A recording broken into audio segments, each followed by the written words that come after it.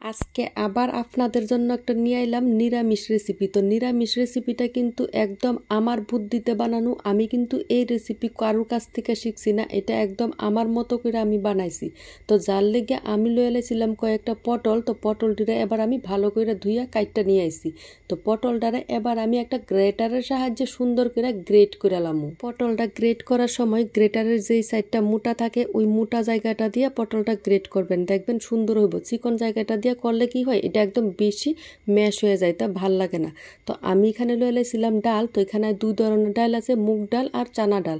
তো চানা ডালটা আমি আগেই কিন্তু ভিজায় রেখে দিয়েছিলাম। এবার একটা মিক্সারে আমি এটারে পেস্ট করে এলাম। এবার পটলের মধ্যে আমি দিয়ে দিতেছি কিছু মশলা। মশলার মধ্যে আছিল কাঁচা লঙ্কা আর শুকনা লঙ্কার গুঁড়া, তারপর আছিল হলুদের গুঁড়া, তারপর একটু আদা বাটা আর একটু ভেজ মশলা, তারপর একটু স্বাদ মতো লবণ দিয়ে দিয়েছিলাম আমি ডালটা যে আমি পেস্ট করে রাখছিলাম ওই ডালটা দেওয়ার পর এবার আমি সব কিছু একটু সুন্দর মাখামাখি করে নেব।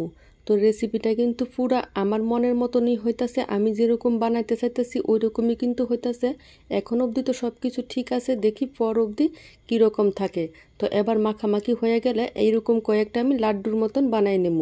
এবার চুলায় বয় দেবো একটা কড়াইতে তেল দিয়া এবার আমি সবটি পটলের বড়া একটু সুন্দর করে লাল লাল করে ভাজাভাজি করে দেবো।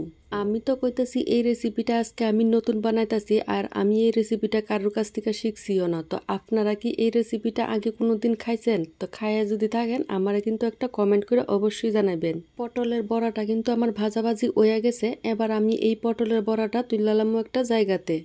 এই পটলের রেসিপিটা যে আমি বানাইলাম, পটলের রেসিপিটা বানাইতে কিন্তু আমার তেমন কোনো বেশি সময় লাগছে না, অল্প সময়ই আমি বানাই নিতে পারছি। তো এবার আমার পটলের বড়া যেহেতু হয়ে গেছে, তো এবার আমি কয়েকটা আলুর টুকরা আমি ভাজাভাজি করে দেবো। তো আলুটি কিন্তু আমি আগেই সিদ্ধ করে রাখছি। তো এবার জাস্ট আমি একটু লবণ আর হলুদ দিয়ে ভাজাভাজি করে নিতেছি। প্রথমে ভাবছিলাম আমি আলুটা দিতাম না, কিন্তু পরে মনে হইল না আলুটা দিলে মনে হয় ভালোই হইব। তো এবার আলুটা তুললে আমি সোমবারের জন্য দিয়ে দিছিলাম তেজপাতা দেওয়ার পর এখানে আমি দিয়ে দিছিলাম কয়েকটা মশলা, আছিল এলাচ, দারচিনি, লবঙ্গ আর পাঁচফোড়ন। এবার এর মধ্যে আমি দিয়ে দিছিলাম টমেটোর পেস্ট। তো টমেটোর পেস্টটা কিন্তু দেওয়ার অবশ্যই চেষ্টা করবেন, কারণ টমেটোর পেস্টটা দিলে ভালোই লাগে। এবার দিয়ে দিছিলাম আদা বাটা, লঙ্কার বাটা, জিরার গুঁড়ো, ধনিয়ার গুঁড়ো আর হলুদের গুঁড়ো। এবার আমি মশলাটা একটু সামান্য কষায়া এর মধ্যে আমি দিয়ে দেবো ঝুলের জন্য জল। ঝুলটা সামান্য বলকানো আইলে আমি এর মধ্যে দিয়ে দেবো ভাজা করা আলুটি, তারপর দিয়ে দেবো স্বাদ মতো লবণ। তো আমি এখানে একটা জিনিস দিতে ভুলে গেছিলাম গা, এটা হচ্ছে আমি অল্প একটু ডাল বাটা দিছিলাম। তো ডাল বাটাটা আমি ক্যামেরা করতে ভুলে গেছি গা।